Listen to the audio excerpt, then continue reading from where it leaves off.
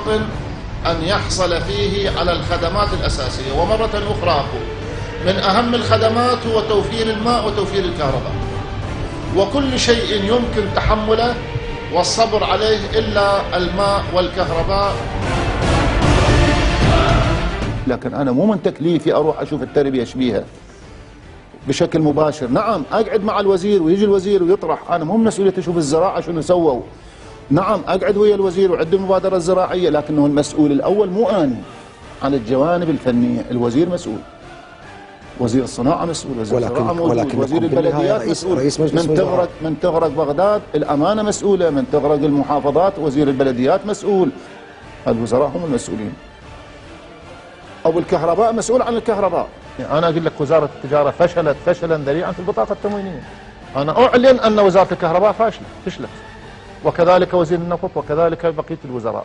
ويعطوني أرقام أدققها تطلع الأرقام مو صحيحة. رئيس لجنة الخدمات كوني